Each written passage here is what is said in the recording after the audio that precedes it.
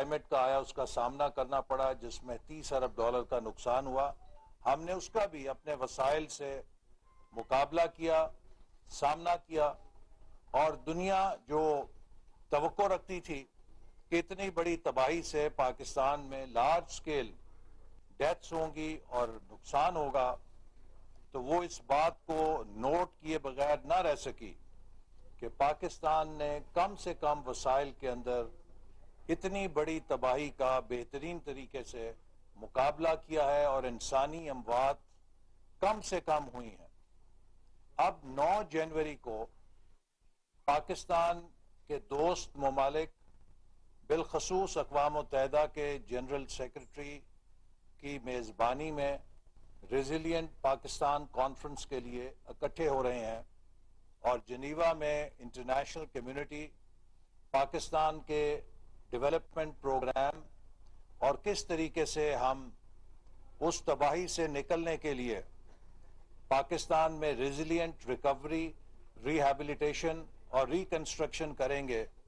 اس کی مدد کرنے کے لیے وہ وہاں پر پاکستان سے یکجہتی کے لیے جمع ہو رہے ہیں. 9 جنوری کو اس کانفرنس میں پاکستان کے وزیر اعظم اور اقوام متحدہ کے سیکرٹری جنرل کی میزبانی میں ہونے والی کانفرنس میں پاکستان کے تمام دوست ممالک اور ڈیولپمنٹ پارٹنرز شریک ہوں گے، اور ہمیں امید ہے کہ اس کانفرنس کے نتیجے میں پاکستان کو تعمیر نو کے لیے مطلوبہ وسائل دستیاب ہوں گے، جس سے کہ ہم ان علاقوں میں کہ جو سیلاب سے بری طرح متاثر ہوئے ہیں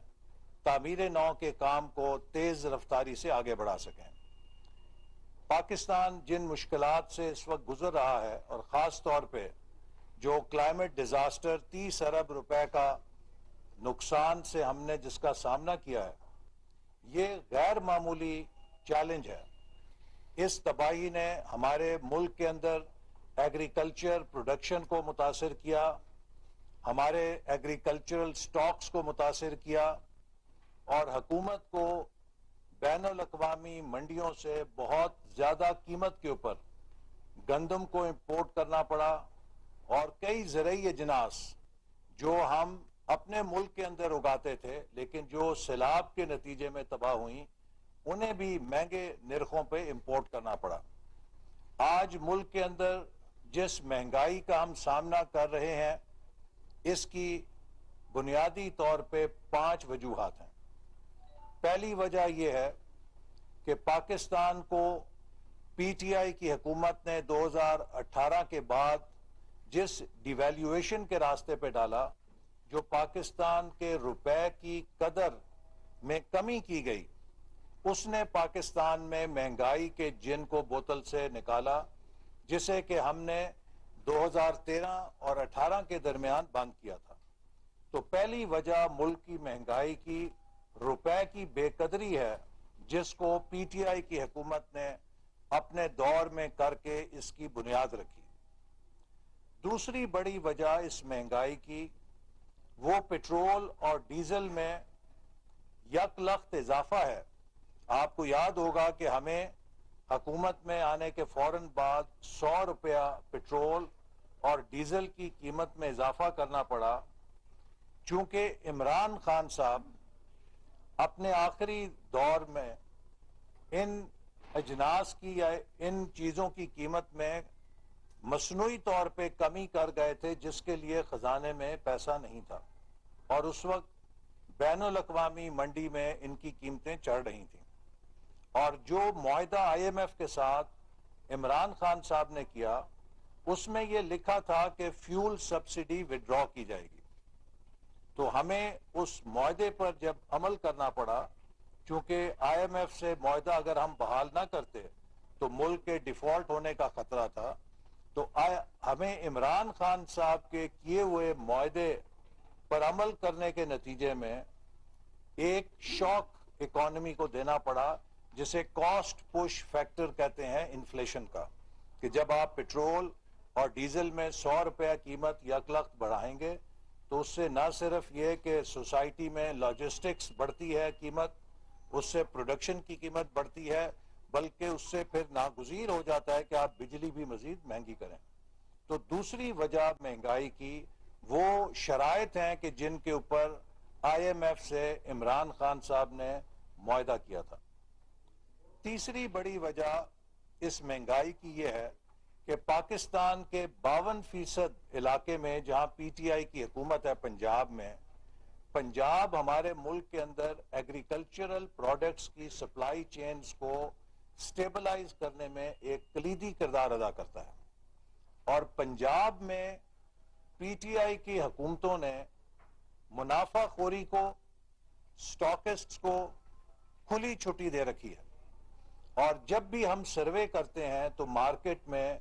ہول سیل پرائس اور ریٹیل پرائس میں کم از کم 40 سے 50% کا فرق نظر آتا ہے، جو کہ کبھی بھی ماضی میں اتنا فرق نہیں ہوتا تھا، جو اس بات کا ثبوت ہے کہ پرائس مانیٹرنگ کا میکنزم جو پنجاب کی صوبائی حکومت کو کرنا چاہیے اس میں وہ بری طرح ناکام ہے. اور جب پنجاب کا صوبہ پرائس سٹیبلائزیشن نہیں کر سکتا تو اس کے اثرات پھر پورے ملک کے اندر پڑتے ہیں، چونکہ وہ 52% علاقہ وہ کنٹرول کرتے ہیں. چوتھی بڑی وجہ جو اس مہنگائی کی ہوئی وہ اس وجہ سے ہوئی کہ ہمیں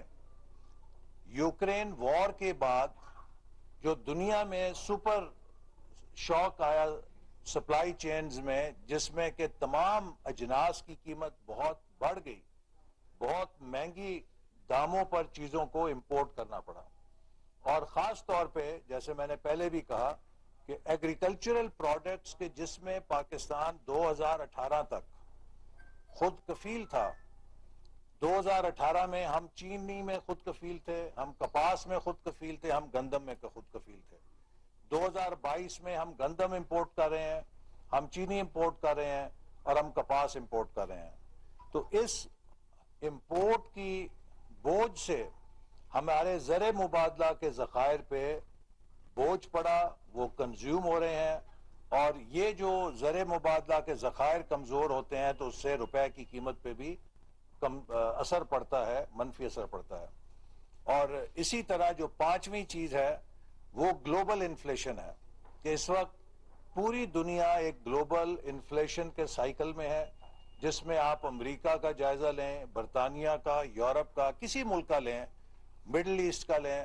ہر ملک میں اس وقت